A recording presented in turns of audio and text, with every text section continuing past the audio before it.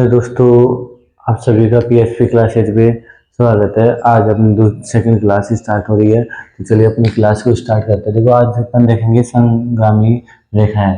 संगामी रेखाएं क्या होती है? जो तीन या तीन से अधिक रेखाएं एक ही बिंदु से गुजरे। जैसे ये अपने पास ये एक बिंदु है, इस एक बिंदु से क्या हो रही है, ये तीन या तीन से ज्यादा अपन यहाँ पे रेखाएं गुजार दे, तो उन सभी रेखाओं को क्या बोलेंगे अपन? संगामी रेखाएं। और ये जो बिंदु होता है इसे अपन बोलते हैं संगामी बिंदु।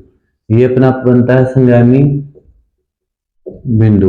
इसके बाद में अपन देखते हैं समांतर रेखाएं। तो समांतर रेखाएं क्या होती है? दो या दो से अधिक ऐसी रेखाएं जो एक दूसरे की क्या हो, समान, मतलब उनके बीच की दूरी क्या हो, हमेशा समान। जैसे अपने पास पी और क्यू की बात करते हैं, तो पी और क्यू के बीच की दूरी यहाँ पे 5 सेंटीमीटर और यहाँ पे भी कितनी है? 5 सेंटीमीटर। तो इसका मतलब यहाँ पे पी समांतर हो गई किसके? क्यू के। अब क्यू और अपन आर की बात करें, क्यू और आर के बीच की दूरी देखो 6 सेंटीमीटर, यहाँ पे कितनी? 6। तो यहाँ पे अपन बता सकते हैं क्यू समांतर हो गए किसके? आर के। देखो दोस्तों, अपन आगे बात करते हैं प्रतिच्छेद रेखा। देखो प्रतिच्छेद रेखा क्या होती है? ऐसी रेखा है जो एक दूसरे को क्या करती है? एक बिंदु पे प्रतिच्छेद करती है या काटती है। जैसे अपने पास ये दो रेखा है, एक दूसरे को क्या करिए? इस वाले बिंदु पे, इस ओ बिंदु पे क्या करिए? एक दूसरे को काट रही है। तो ये कौन सी हो गई? प्रतिच्छेदी रेखा है। ये इस जिस बिंदु पे ये दोनों काटते हैं उसे बोलते हैं प्रतिच्छेदी बिंदु। देखो, अब अगर अपन प्रतिच्छेद रेखाओं का हल देखें तो इससे एक हल निकल सकता है जिसे अपन बोलते हैं अद्वितीय हल। आगे बात करते हैं अपन संपाती रेखाएं। दो या दो से अधिक रेखाएं जो एक दूसरे के ऊपर हो, जैसे एक ये रेखा है और एक इसके ऊपर दूसरी रेखा आ जाए, तो उसे अपन बोलते हैं संपाती रेखाएं। जैसे एक ये वाली रेखा है अपने पास और इसी के ऊपर एक ये वाली रेखा हो गई, तो ये दोनों रेखाएं क्या हो गई? एक दूसरे के ऊपर हो गई, इसलिए इन दोनों रेखाएं बोलेंगे अपन संपाती रेखाएं। ये दोनों संपत्ति रेखा हो गई। अगर अपन इसके हल की बात करें तो ये एक दूसरे के ऊपर स्थित है, तो इसके अपन अनंत हल निकाल सकते हैं। तो इसके अपन हल कितने निकालेंगे? अनंत।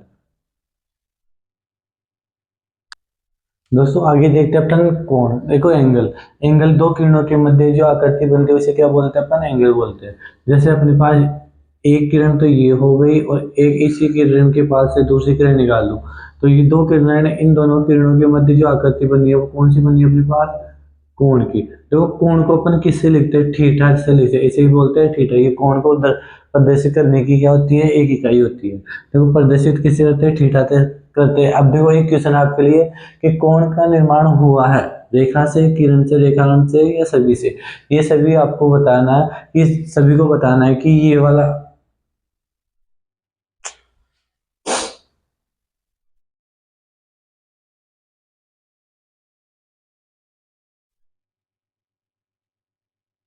देखो दोस्तों, अपन आगे बात करते हैं कोण क्या होता है? एंगल। दो किरणों के मध्य जो आकृति बनती है उसे क्या बोलते हैं? अपन एंगल बोलते हैं। जैसे एक किरण तो ये हो गई और एक हो गई अपने पास ये, इन दोनों किरणों के मध्य ये वाली जो आकृति बनी है इसे अपन बोलते हैं कोण, जिससे जिसको दर्शाते हैं थीटा से, इसको प्रदर्शित करते हैं थीटा से। अब आपके पास एक प्रश्न है, कोण का निर्माण हुआ है, ये इसका आंसर आपको कमेंट करके बताना है, रेखा से, किरण से, रेखाखंड से या इन सभी से। अब देखो अपन देखते हैं टाइप्स ऑफ एंगल। कोणों के प्रकार कितने होते हैं? पहला होता है अपने पास न्यून कोण, दूसरा होता है समकोण, तीसरा अधिक कोण, चौथा सरल कोण, पांचवा होता है आपके पास वृत्त कोण और छठा होता है संपूर्ण कोण। तो ये हो गए अपने पास कोणों के प्रकार। नेक्स्ट वीडियो में बात करेंगे अपन इन कोणों के प्रकारों के अंदर विस्तार से कि ये अपन इनको किस प्रकार से पहचान कर सकते हैं।